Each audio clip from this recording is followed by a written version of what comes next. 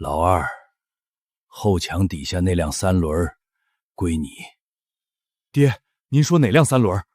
老顺叔，老宅归老大，7万块和1半粮食归老三，老二这边真的只有一辆旧三轮。对，除了车，还有别的吗？没有。就是坏了5年，轮胎都瘪了的那辆。那车虽然破，好歹还能卖点废铁。您觉得值钱？要不让大哥拿车，把5间砖房给我们，那怎么能一样？二哥，要不这钱咱俩……爹给你的，你拿着，我不抢。老二，你离得近些，日常照顾也方便。方便？去年他摔倒，我背他到村口找车，老宅漏雨我借钱修，这也叫方便？凭什么照顾老人最多的人只分到1辆废车？以后看病3个儿子轮着来，别再全找我们家。爹，我不争房也不争钱，我守了您12年，在您心里到底算什么？你也是我的儿子，那为什么到我这里只有这辆车？现在不能说。1辆破车有什么不能说？我说不能说就是不能说。大哥的房能说，老三的钱也能说，轮到我，怎么只剩不能说？太阳落山以前，把车拖回你家。我不要。你必须要。为什么？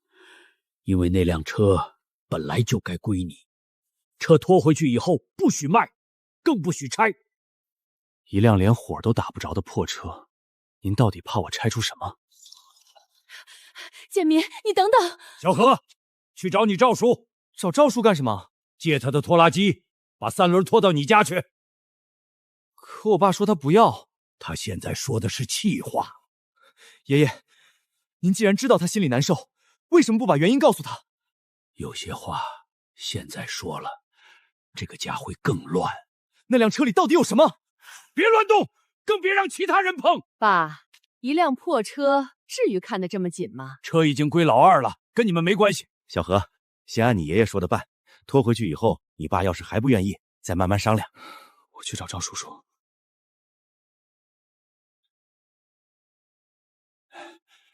这车趴了5年，后轮都陷进土里了，硬拖容易断轴。赵叔，我来垫木板。我去拿钢丝绳。慢一点，别撞坏座椅。车头和发动机都快烂了，您怎么反倒怕碰坏座椅？那地方锈得厉害，怕散架。赵叔，这座椅以前换过吗？没听说。你爷爷这车以前都是我帮着修，座椅最多补过皮，没动过底座。老大拿房，老三拿钱，建民就拿这个。建民这些年可没少照顾家里的事儿，外人少议论几句。小何，别往心里去，我们就是替你爸觉得不值。我爸难受的不是车值不值钱，是他做了那么多年，最后连个明白话都没得到。谁让你们拖来的？爷爷说太阳落山前必须送到，原样拖回去。建民，后轮刚松开，再拖一趟容易卡在半路，先放你家门口，明天再说。赵叔，我不是冲您，我知道你心里堵，可车既然来了，先别折腾散了。先推进院子吧，别让全村人继续围着看。他们都看见了。有人说您守了爷爷12年，最后只分到1辆废车。以前他们说我孝顺，今天他们该觉得我傻了。别人怎么看不重要，重要的是这辆车为什么非得给你？还有什么为什么？大哥要房，老三要钱，我最好说话，所以剩下什么就给我什么。爸，拖车时爷爷一直护着驾驶座。驾驶座？赵叔也说，座椅底下可能动过。先把车推进来。里面有东西。爸，座椅下面还有一层。不许卖，更不许拆。把院门关上。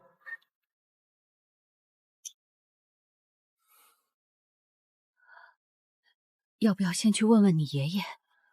问了，他还是那句不能说。这不是原厂留下的。你看得出来？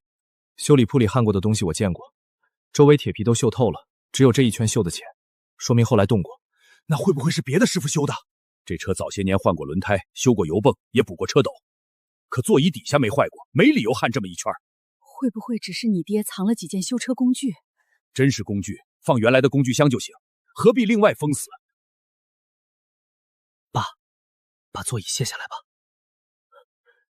你爷爷不让拆，座椅已经坏了，咱们只是拆下来看看，装回去就是。慢点，别碰坏底下的东西。锈死了，别硬拧，先喷点吐锈剂，不然螺丝断在里面更麻烦。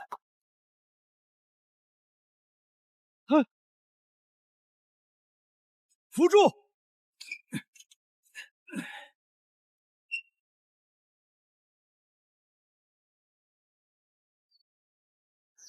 这不是放摇把和扳手的木屐箱吗？以前一直是。不对，哪里不对？外面看起来至少有1尺深，里面却只有半尺，下面少了一大截。下面真有夹层。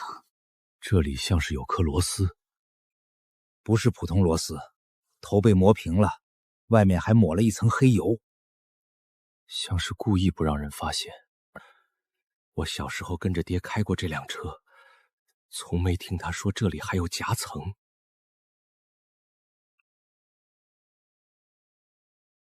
建民，你看这个。娘在世时收拾重要东西总爱系红线，她说红色醒目，不容易当成废物扔掉。你确定是娘用的那种？这种棉线是她自己搓的，里面还掺了一股白线，我不会认错。难道这里面的东西娘也知道？建民，真和你娘有关，我就不留在这里了。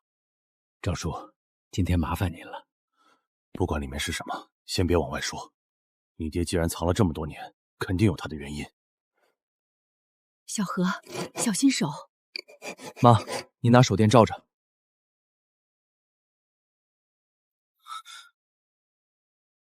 爸，里面真有东西。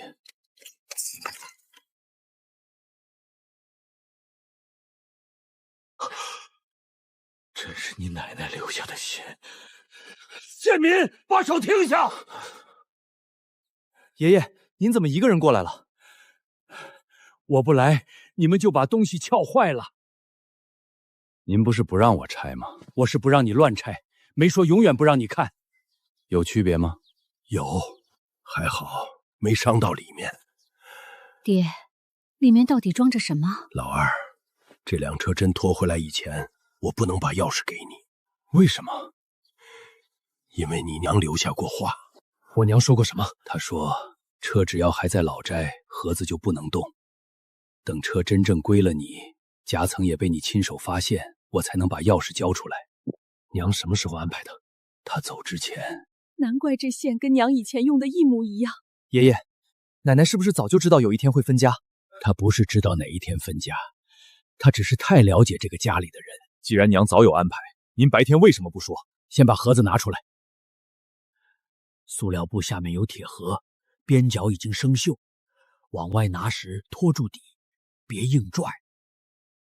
您连盒子锈到什么程度都知道。这些年我每隔一段时间都会检查。既然一直记着，为什么偏偏不肯让我知道？老二，现在不是说这个的时候。又要等。建民，盒子已经找到了，先看看里面是什么。里面不像是空的。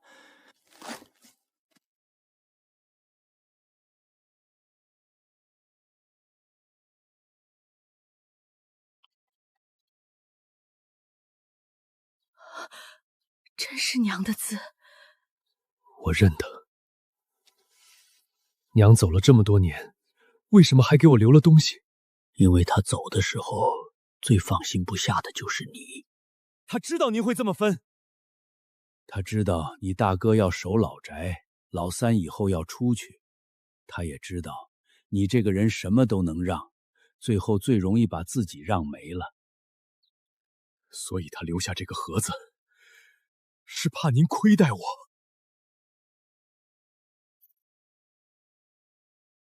是不是亏待？打开以后你自己看。爸，奶奶写了让您亲手开。都走到这一步了，别再让自己胡乱猜。打不开，往里推一下，再向左转。小何，让你爸自己先。里面有钱吗？能跟大哥的房老三的7万比吗？不能这么比，不是横财，是这个家欠你的旧账。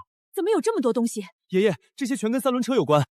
农用3轮车1辆，总价13000元，家庭积蓄2000，次子陈建民借款3000。哇，下面还写了什么？个人陈建民8000元。这辆车的大半车款是您出的，车是我出大头买的。那后来挣的钱，为什么给大哥盖了房，又供老三出了门？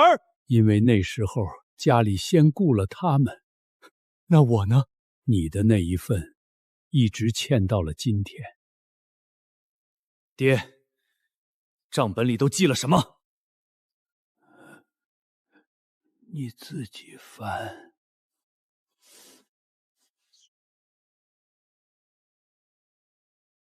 给东沟村拉砖32车，替粮站运麦子17趟，给镇上木器厂送木料11趟。这辆车以前挣过这么多钱？那几年村里有3轮的不多，白天拉砖，晚上拉粮，忙的时候1个月歇不了2天。大哥，那5间砖房用的是车挣的钱？大半是。我跟车挣的钱也在里边。在。建民跟车装砖16天，建民夜间送粮8趟，建民修路电油费3次，每一行后面工钱全是空白。为什么我的工钱没写？那时说先记着，等你大哥房子盖完再算。后来呢？后来老三又要交学费。建军中专学费480元，建军住宿费90元，建军去县城路费36元，购买工具、被褥、冬衣共270元。这些也是车挣的钱。是。老三一直说他能走出村子，全靠自己读书用功。他用功是真的，可家里替他垫过路也是真的。老三学艺的钱先从车账里出，老二工钱以后补。那时候您为什么不问？大哥刚盖房，家里欠着材料钱，老三考出去，全家都高兴。我那时候总觉得都是亲兄弟，谁先用都一样。可先用着，就没人再提你的那份了。不是没人提。建民骤车款8000元，跟车工资暂按79天计。娘一直记着，她一天都没忘。既然没忘，为什么我结婚时还是只盖了2间土屋？那年老三刚分工作，家里还欠着债，我和你娘想着再等2年，又是等。车是我出大头买的，挣的钱给大哥盖了房，供老三读了书。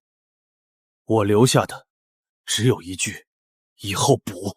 所以今天才把这些交给你。一辆坏车就能把账补清？不能。还有这个。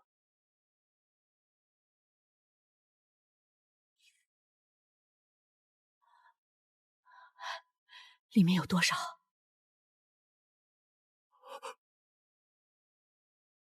？36000元。爷爷，这钱是哪儿来的？3轮车停用钱，剩下的运输钱，卖旧农具的钱，你娘卖鸡蛋、花生攒的钱，还有河滩地这几年的租金。我不能拿。为什么？我照顾您，是因为您是我爹。这3万6要是算我12年的养老钱，我1分都不要。不是养老钱，这是还你的8000块，跟车工钱，还有当年答应给你成家的那份儿。账上有说明吗？有，你娘写的，我签了字，村里老会计也盖了章。爸，这5亩河滩地怎么写着您的名字？这块地你也一直记在账里？不只记着，剩下12年的承包权益也归你。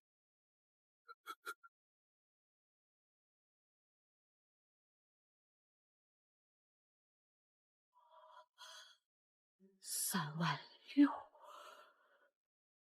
还有5亩地。老二，我本来是给你们送鸡蛋的，没想到正好听见。大嫂听见多少？我不是故意偷听，院门没关严，我刚走到门口，就听见爸说3.6万和5亩地都归老二。那你也该听见，这些东西为什么归他？我只听见后半截。那我再说一遍，3轮车1.3万，建民出了8000，车挣的钱给建国盖过房，也供建军读过书，建民跟车干的工钱一直没有结。可那时候还没分家，一家人挣的钱难免混在一起用。大嫂，我没说不能给大哥盖房，也没说不能供老三读书，我只想知道为什么给他们用的时候是应该，轮到还我时就成了我多拿。3.6万不是我偏给老二的家产，是这个家欠他的旧账。那河滩地呢？承包费是建民出的，土是他拉的，水沟也是他带人挖的。当年那是块积水的荒地，现在能收租是我爸一点点整出来的。剩下12年承包权本就该归他。我明白了。这些话还没跟建国和联军上说清，你先别往外传。都是一家人，我能跟谁说？大嫂心里未必真的想明白了。该来的早晚会来。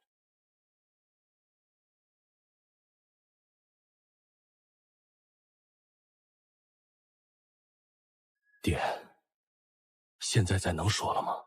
说什么？说您为什么白天一句都不解释？收据您有，账本您有，存折和协议您也有，您只要当着大家拿出一张，我就不用被全村人当成只分道废车的傻子。我知道，为什么还要瞒？你大哥把老宅看得重，我要是白天说那房子是靠3轮车挣钱盖起来的，他会觉得房子拿得不踏实。所以您护着他。老三这些年一直觉得自己能走出去，全靠自己。我要是当众把学费和生活费念出来，他脸上也挂不住。所以您也护着他。他们都需要脸面，我就不需要。老二，我不是这个意思，我只是觉得你最稳，也最明白事理。因为我最能忍。您怕大哥住得不安心，怕老三听了难受，所以您拿我的委屈换他们2个安心。是爹错了。您不是不知道我会疼，您只是觉得我疼了也不会走。白天看见你走出堂屋，我就知道这次不能再让你等了。你娘留下的话才是最后的安排。爷爷，现在能看吗？建国，你先别问那么多，马上回来。车里不只有账本，还有3.6万的存折，5亩河滩地，剩下12年的承包权。爸说是还老二旧账，可这事儿不能只听他们一家说。他刚才还说不会往外传。他不是坏，只是突然听见这些，心里乱了。那大哥回来以后呢？回来正好，躲了这么多年，这笔账也该当着3兄弟的面算清了。爷爷，等大伯和三叔回来，再一起打开。你奶奶留下这封信，就是怕只凭我张嘴，谁都不服。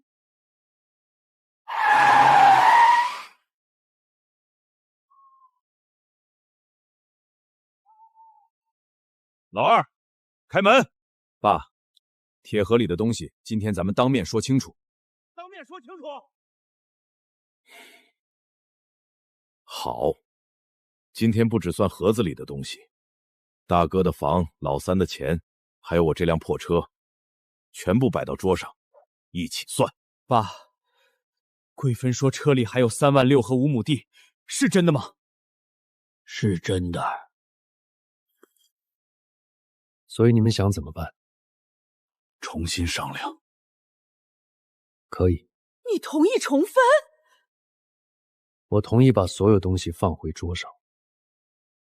5间砖房拿回来，7万元和1半粮食也拿回来，我的车3万6和河滩地也放回来。今天不是只重新分我得到的东西，是把陈家所有家产全部重算。房子都住了这么多年，哪能说拿回来就拿回来？你的房子不能动，我的东西为什么能重新分？重不重分，先把这张看完。车价1万3，个人出资8000，建民个人出资8000。二哥，那时候你才17岁吧？我在工地干了2年，可车后来不是全家都在用吗？所以车挣的钱也大半用在了全家。第一笔给老大盖房，砖瓦木料和水泥一共6400。第二笔，老三读书住宿学手艺，前后都从车账里出过。第三笔，建民跟车79天，装货送粮电油费工钱一直空着。那时候没有分家，一家人挣的钱混着用也正常，混着用没问题。可为什么给你盖房供老三读书都能继承家里的付出，轮到我的8000块和79天工钱就成了不该再提的旧事？二哥，我真不知道我的学费是从车账里出的。我没让你还，我只是要你们承认，我不是白拿这辆车。这钱是还老二的旧账。可8000块过了这么多年，怎么算成3万6？不止8000，还有跟车公3答应他成家的钱，以及他出6000元承包河滩地的费用。剩余12年，现在1年能收6000租金。地荒的时候是建民拉土挖沟找人平整，现在能收租，不能只看今天的收益。可老二这些年一直照顾您，外人听了难免会觉得这3万6和地是您拿来补他的孝顺。大哥，这话必须说清楚。我照顾爹是因为我是他儿子，不是为了等他拿钱结账。所以这3万6不是孝顺的价钱。财产旧账是一回事，养老责任是另一回事。老二拿回过去欠他的，不代表以后只该他一个人管我。爸，要是这些账都是真的，我们不是不能认，可为什么白天不当众拿出来？因为我怕你们拿了房和钱心里不安，所以您先让我不安。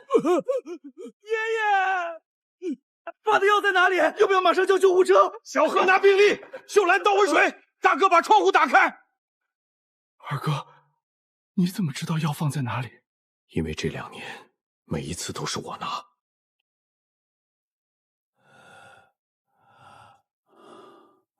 爹，先含着，别急着说话。爸，病历和上次开的药都在这儿。把上次检查单翻出来，看看医生写的注意事项。要不还是送医院吧。药先含着，5分钟不缓解就走。老三，把车开到门口，车头朝外。好，我现在去。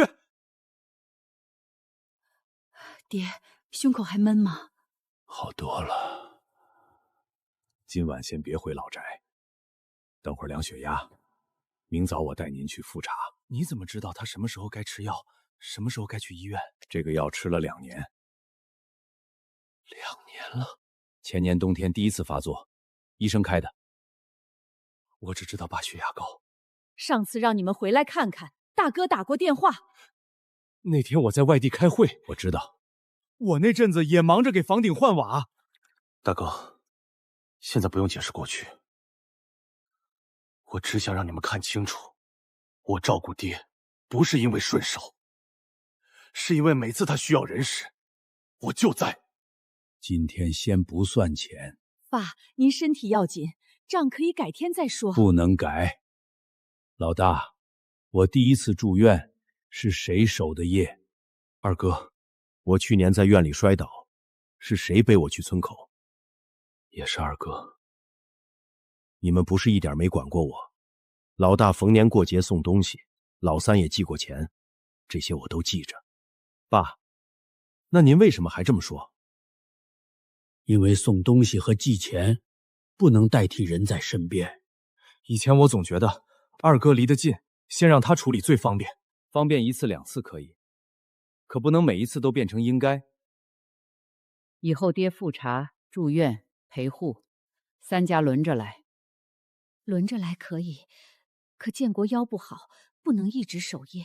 谁家有特殊情况可以提前换，但不能一句有事就默认还是建民去。下次复查我陪爸去，再下次轮到我住院的话，费用我们3个平摊。老二，以前我确实把你做的事儿看清了。我也一样，总觉得给钱就是尽到了。你们能回来，不是替我钻事，是尽你们自己的责任。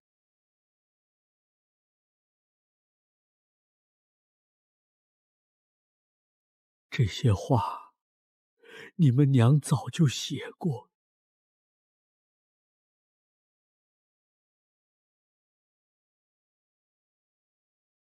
这封信只写给我，信是给你的，里面的话是说给3个儿子听的。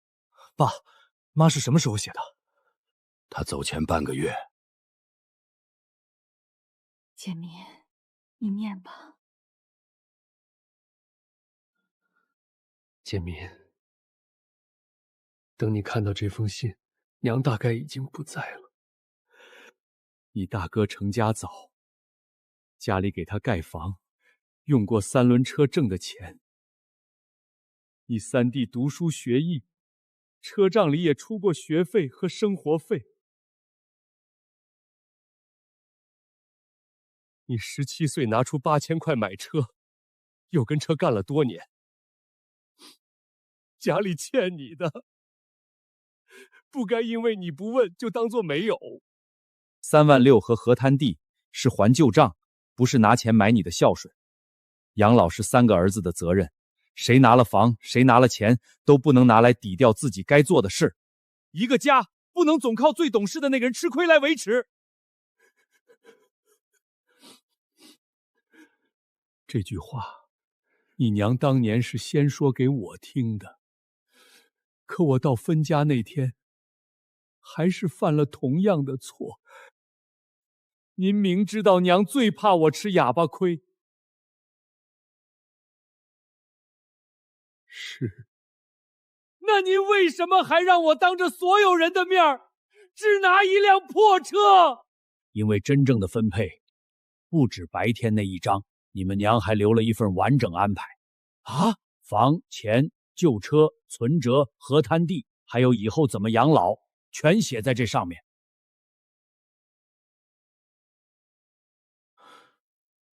明天把村干部和老会计请来，这一次当着全村见证人的面，把所有话彻底说清楚。昨天分家时，老顺叔没有把补充安排拿出来，确实造成了误会。今天所有材料都摆在这里，谁有疑问当面提，别再让话传来传去。我们不是想闹，只要账是真的，理由说的对，我们认。购车收据、运输账、存折和河滩地协议我都看过，收据上的字是我写的，印章也是我当年盖的，不会有假。老二，我昨天话说的急了，先听安排。第一，陈家老宅5间砖房归长子陈建国，但陈老顺在世期间保留居住权，房屋需要修缮时，3个儿子共同商议，不能因为房子归老大，就把费用全推给一个人。房子归我们，修房还要3家商量。房子给老大，是让他守住老宅，不是让他一个人替2个弟弟尽孝。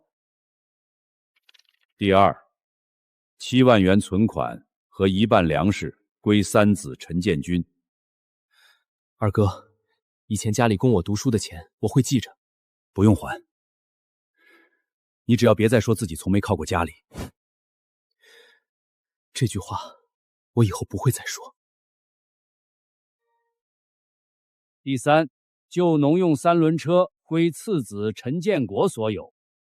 第四，3万6千元外币钞票归长子。这3万6的性质也写清楚了吗？写清楚了。购车出资8000元，跟车劳动79天，早年未兑现的成家补偿以及河滩地前期投入，这些钱不是老二照顾父亲的报劳，是过去应当归还一直没有归还的旧账。这笔钱我认。第五，村西5亩河滩地剩余12年承包权益归陈家老二。下面是赔付安排，你念吧。普通复查由3个儿子轮流陪同，如需住院，赔付时间按天轮换，遇到特殊情况可以提前协商调换，但不能直接把责任推给老二。以前我确实总说工作忙，以后轮到我会提前安排。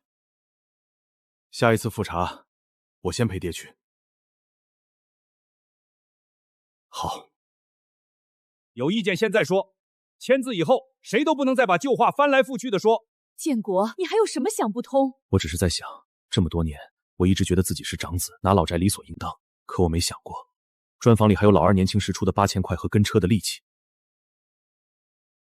老二，房子我不推回去，但这房子不是我一个人挣来的。这句话我认。我等的就这句话。二哥，我能走出村子，有我自己的努力，也有家里替我铺的路。以后爸有事，我不会只转钱。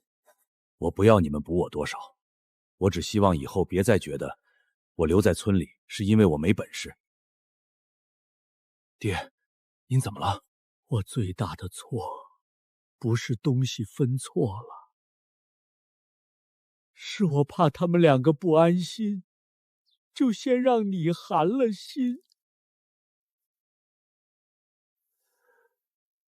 现在说清楚还不算晚。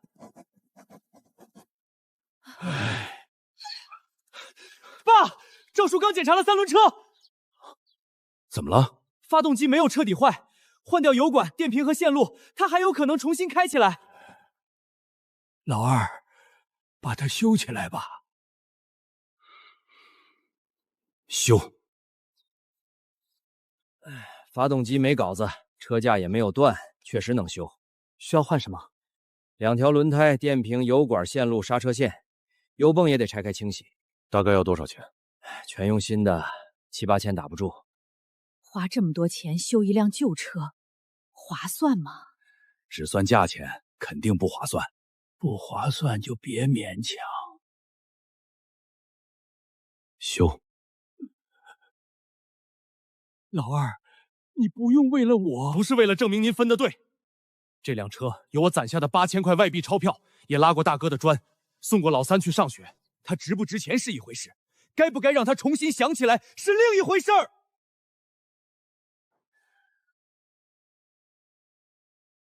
轮胎我买，不用。当年他给我拉了几百车砖，现在我给他换2条轮胎，不算还你，是我该出。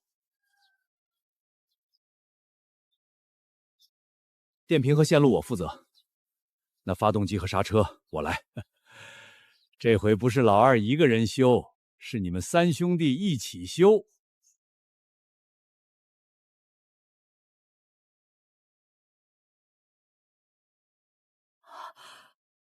这里以前还写过字。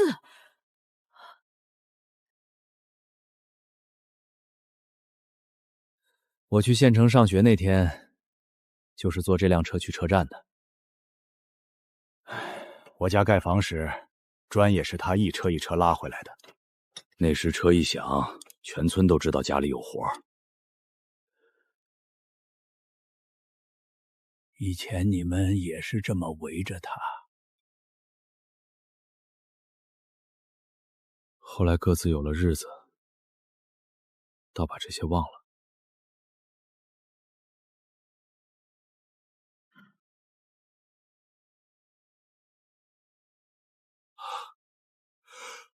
二哥，你看，这是刚买车的时候，买车后的第一个春节，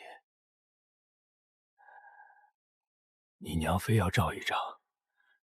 她说车是你们兄弟3个的路，以后不管走多远，都别忘了从哪里出发。爸，昨天我听见存折和地，第一反应还是怕自己吃亏。能把这句话说出来就不算晚。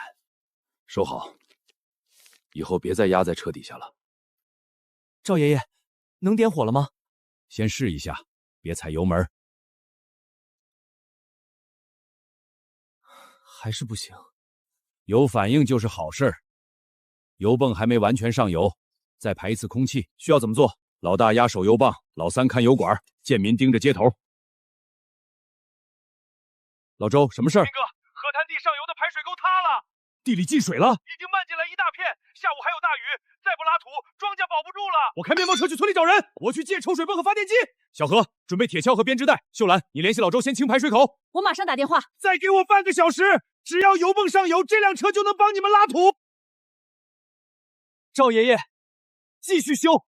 这次河滩地出了事，谁都别落下。不会，一起去。再点一次。爸，真着了！先别高兴，怠速还不稳，油门松一点。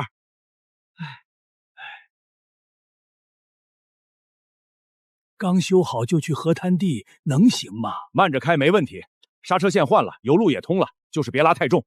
先装空编织袋和铁锹，到村口再装土。我开面包车去叫人，顺便拉木桩和石块。抽水泵已经借到了，我去取。发电机也一并拉过去。雨要下大了，谁都别逞强，地能救多少救多少，人得平安回来。放心，爸，要不我来？这车的脾气我比你熟。5年没听见它响了，车还能动，人也能把没做完的事儿补上。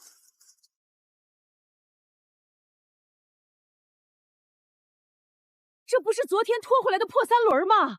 破是破了点儿，可它还没到不能用的时候。建民哥，你总算来了，缺口比刚才又宽了一截。光用土袋挡不住，水一冲还会散，那怎么办？先打木桩，再把编织袋卡在桩后面。爸，右边轮子陷了，别猛加油，下车垫石头。老二，你慢慢起步，我们在后面推。都站车斗两边，别站正后方。慢慢起，1、2，走！泵已经开了，再堵住缺口，水位就能降。到底是亲兄弟，真遇到事儿还是得一起上。还差左边半米，再补10袋，水就能倒回沟里。我去装。成功，下午的项目会提前了，资料都等你确认。会议让副处长先主持，资料我晚上处理。可这个项目家里出了急事，我今天走不开。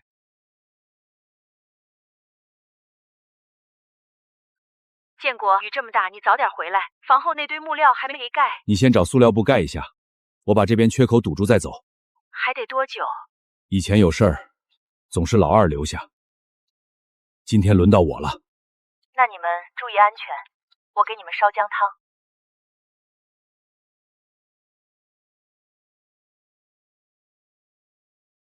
成了，水不再往地里进了。爸，庄稼保住了。昨天我还觉得这车就是一堆废铁，今天要不是他来回拉土，这个缺口没这么快堵住。车有没有用，不能只看他救不救，人也一样。老二，以前是我们把你留下来，当成了理所当然，以后不会了。建明哥，还有件事我得告诉你。什么事儿？村里准备重新对河滩地承包手续，有人提出这块地登记在老爷子名下，剩下12年的收益不该直接转给你。谁提的？通知没写名字。看来家里的账清了，外面的账还没清。原承包家庭成有异议，3天内到村委会说明。老周，你真不知道是谁提的？村干部只让我把通知送来，别的没说。先别猜，回村委会当面问清楚。地是爹名下的，有人问手续也正常。大哥，你是不是知道什么？昨天晚上贵村给我打完电话后，我给村会计问过一课。我听说3万6和12年地租都归老二，心里确实不踏实，就问了一句。所以村里出了通知。应该是。大哥，昨天不是已经把账说清了吗？正因为说清了，我才更该承认这通电话是我打的。老二，我当时怕自己吃亏，才先去问手续。现在既然知道这块地是谁出钱谁出力整出来的，我跟你一起去村委会说明。问手续没错，错的是只盯着我拿到什么，却忘了我以前投进去什么。这句话我记住了。你们3个人都看清楚，签下名字就表示对剩余12年的承包权益没有异议。昨天已经想清楚了，荒地没人要的时候是你拿钱整的，现在能收租本来就该归你。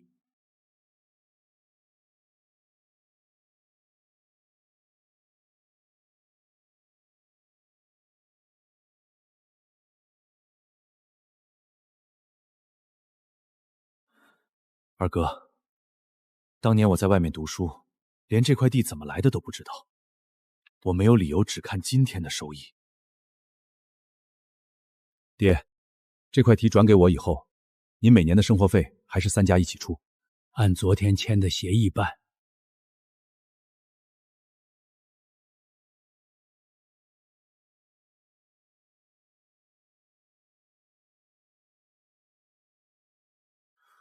明天轮到我。你知道爹要做哪些检查吗？不知道。空腹抽血的项目，前一天晚上10点后就不能吃东西喝水。病历本在我书桌第2层抽屉里。行，我记下了。明天我虽然回不来，爸的检查费用我出1/3，结果出来发我一份。不用谁承担大头，咱们兄弟3个按之前签的赡养协议平均承担。行，听大哥的。以前一说复查，我第一个想到的就是老二，因为您知道，只要找他，他就不会推。是我把他的不会推当成了应该。新规矩已经写进账里了，从现在开始按新规矩办。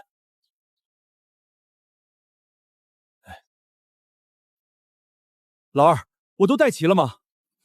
少了降压药，我去拿。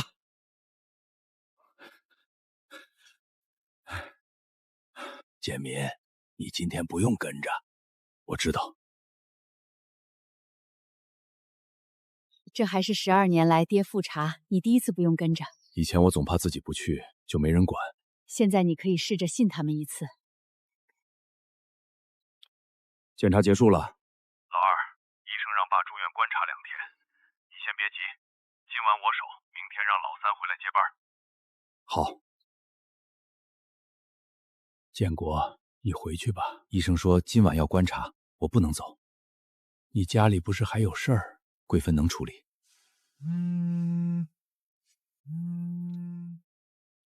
建国，买砖的人已经到家了，说今天必须把账对清。你把账本拿出来，让他把数量重新核一遍。平时都是你谈，我怕说不清。差1辆车先别定，等我回去再算。那你今晚真不回来？爸在住院，今晚我守着。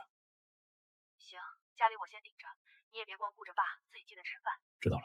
以前遇上这种事儿，你总说家里离不开你。不是家里真离不开，是我习惯先顾自己的事儿。老二以前也有自己的事儿，我现在明白了。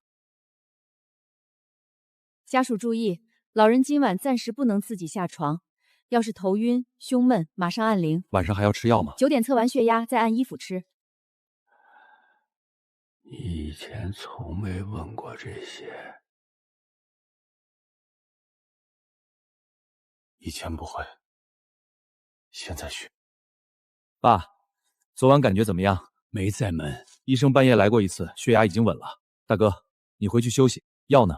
白带是早上的，蓝带是晚上吃的，不能混。你们2个现在倒像老二了。以前这些事儿他一个人做惯了，我们也看惯了。昨天我垫了2400，我转你800，剩下让二哥出800。老二这些年花的最多，这回就别让他出了。爸，协议写的是3个人平均，我们要是真想改，就不能只让二哥少委屈，还得让他少担责任。按协议来。以后爸的检查、买药和住院费全发群里，谁先垫，另外2个人当天转。以前家里的事儿都是老二自己记，以后不让他一个人记。医生查房时，你问清楚出院以后怎么吃药。放心，我会录下来。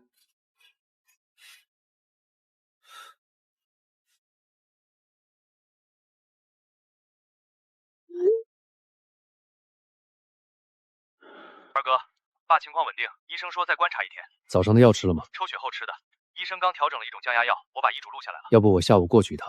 不用，二哥，这次轮到我，请了1天假，家里的事儿也不能永远人人耽误。那你有不懂的就打电话。爹怎么样？没事了，老三在陪。那你今天能安心管地里的事儿了？12年了，这是爹第一次住院，我人在村里，却不用往医院赶。二哥，医生说爸明天可以出院。我让小何开车去接。爸说不用小车。那他想怎么回来？建民，3轮修好以后，我还没坐过。路上颠，您刚出院，开慢一点就行。那辆车把你们兄弟3个送出去过，明天我想让他把咱们一起带回家。好，明天我们3个一起接您回家。老人现在情况稳定，但不能劳累，降压药必须按时吃，新换的药早晚各1次，对吗？对。半个月后复查，饮食清淡，出现胸闷头晕，及时就医。回家以后晚上需要留人陪吗？前几天最好有人照应。老人起夜时注意别摔倒。今晚我住老宅，明晚我来。我还没虚弱到离不开人。不是离不开，是大家都放心些。出院手续已经办好，退回的费用在这里。总费用3600，除去报销，自己承担1800，一人600，按协议来。以前我住院，床边总是建明一个人。以前的事儿补不回来，但以后不能再那样。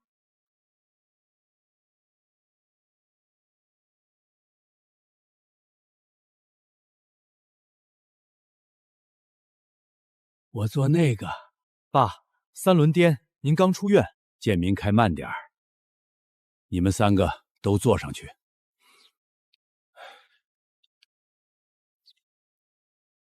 爹，您坐稳，路不好走的地方我会停下来，不用把我当病人。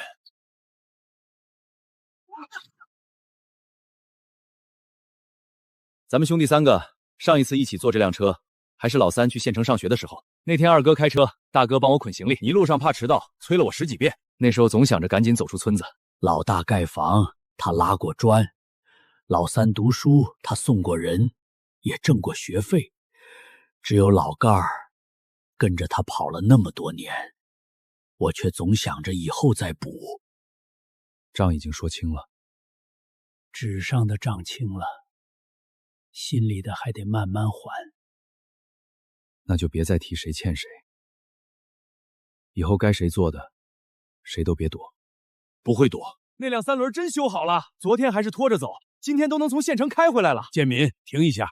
老顺叔，听说您住院了，身体没事吧？没大事儿，3个儿子一起接我回来的。这回可不是建民一个人忙了。以前是我们2个做的不够，以后该轮到谁，谁回来。老顺叔，昨天分家那事儿，村里传的什么话都有，这3轮到底怎么回事？车不是我随手扔给老二的破烂，当年买车，老二出了8000块，占了大头。车挣的钱给老大盖过房，也供老三读过书，家里欠老二的账，我现在才还。原来是这么回事儿。昨天是我没把话说清，让老二受了委屈。爹，过去了。家里的话说清了，外面的误会也得说清。这哪是一辆废车，是你们一家人的老功臣。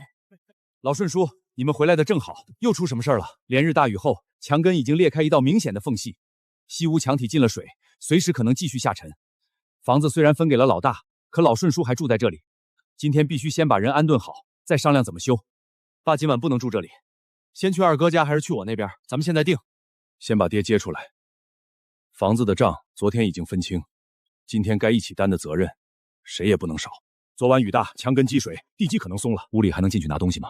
少量拿可以，但不能让老人继续住。今晚要是再下雨，情况可能更严重。先把爹的药、衣服和病历拿出来，我去搬被褥。老三，你别进西屋，我最熟房里的位置，我进去。只拿要紧的，别在里面久留。我这一住出去，不知道还能不能回来。能。房子既然归我，就由我把它修好。这墙修起来不是小钱。拿房的时候，我不能只想着房值多少钱。您还住在这里，保证房子安全也是我的责任。该修就修，房子以后是咱们的，修缮费用咱们出大头。今天先不谈费用，爹刚出院，不能受凉，先去我们家住。东屋已经收拾好了，离卫生室也近。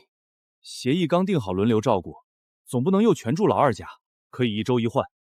爹的身体不适合来回折腾，住我家不等于还有我一个人负责。白天晚上怎么轮，照样按协议来。好，今晚我先守。西墙不能只补裂缝，要怎么修？墙根下面空了一块，得先加固地基，再拆掉上面2米旧墙，重新砌。大概要多少钱？材料加人工2万左右。要是顺便把房后陪水沟修好，再加3、4千。2万多。